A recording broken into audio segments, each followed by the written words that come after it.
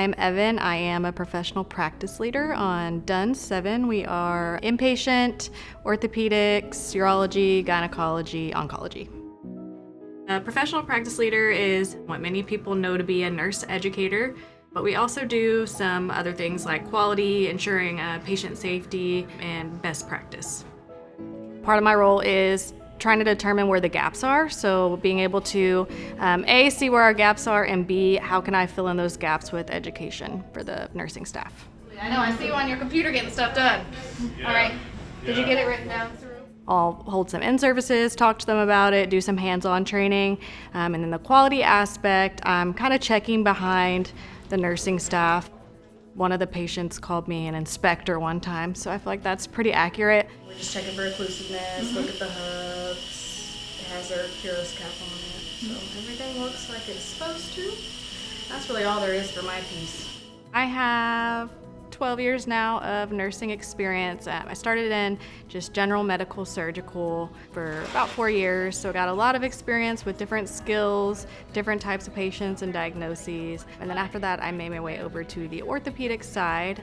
I played sports growing up, so I liked the sports medicine aspect, but I ended up falling in love with orthopedics, and I just really enjoy orthopedics as a specialty.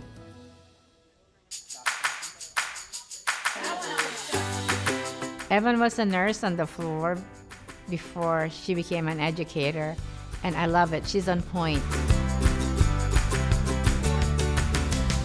Evan is awesome. She's always there to answer any question that I have, and if she does not know the answer, you better believe she's gonna find it. Evan is a rock star. I love Evan, and I think she has a cool job. I love that. Evan just has a good attitude about everything, always smiling, and also she feeds me a lot of chocolate. Evan is a godsend. She's a plethora of knowledge. She's always willing to step in, whether it be PPL issues or nursing, bedside nursing issues. She likes to be in the trenches with everybody else. So Evan is wonderful. A lot of what I do is also administrative, so I have to go in and document everything that I'm doing, all the audits that I'm looking at on the patient, and then I will talk to the employees individually. So if there may be some improvements that are needed, I'll talk to them and work with them to get those things done. Sometimes they'll have questions on, hey, how do I do that, or why do I do that? So I support them in answering those and helping coach them on those things. Well, thank you for being you. Since we are a large teaching institution, we do get a lot of students from all different disciplines. You'll often see nursing students on our unit. Evelyn, who was working with me and paired with me, is a little more unique. She's actually in her last semester of nursing school. So once she graduates, she'll have her bachelor's in nursing.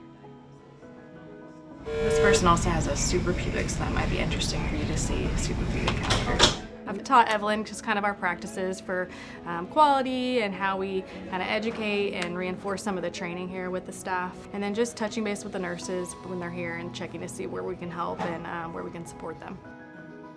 She takes initiative for a student, which is impressive. Oftentimes they can be timid, so she really takes initiative and she wants to learn. Oh my gosh, I've learned so much following her. Like taking the time to listen to your patients, making sure to go behind the nurses and check to make sure everything is done correctly for the patient safety. This looks great. You want the insertion site to be right at the center of the gel. Nothing's coming off, right? It's all occlusive. We don't have any gaps here. And then just checking for the initial state of insertion, today's state. So other than that, if there's like blood dried in the hubs or anything, we'll change those out because that's a source of infection, but his looks perfect. I've always loved educating, but I especially love educating my fellow nurses to be able to see them grow and even reach their professional goals, and then just seeing the impact it has on the patients and a hospital in our unit is really rewarding.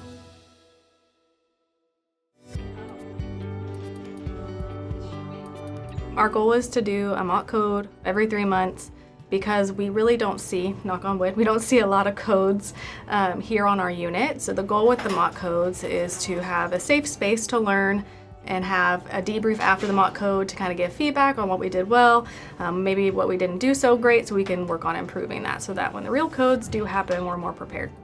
We do these mock codes with these, they call them high fidelity simulation mannequins. The mannequin can talk, breathe, it has a pulse to really simulate a code blue situation. Code blue is when you find a patient that is non-responsive with no pulse and or not breathing. 9, 10, 11, 12, 13, 14, 15, 16, 17, 18, 19, 20. The biggest thing with educating, especially in high stress situations like a mock code, is to provide positive feedback and constructive criticism and make sure that they are getting the education they need to improve. We don't want to necessarily critique them, but provide feedback, and we do that in the form of a debrief. So after the mock code, we have a discussion and kind of get the staff's input. What do you think you did well? What maybe didn't go so well? And then we'll give our feedback as well as the instructors. You did a really good job on the tempo, on the rate. Your placement looked good. There was one person who was going a little bit fast, but you guys had pretty good teamwork in correcting each other whenever the compressions were going on. On these newer beds, you pull it, everybody sees it, right? It's on both sides, the red. You pull it and you hold it until it's flat and it'll harden up. Okay, so it gives you some beeps to indicate when it's done. But if you're not... Being a nurse helps me feel fulfilled. I feel like I'm making a direct impact on people's lives, helping people, helping patients. A lot of the times before their surgery, they tell us how they've been in pain for years. They've got this knee or this hip that they've just been struggling with and dealing with, and they finally decided, hey, it's time to get that knee or hip replacement done. And then we get to see them after surgery and they express their pain relief, which is really fulfilling and rewarding to see that we can make such a huge impact on their quality of life.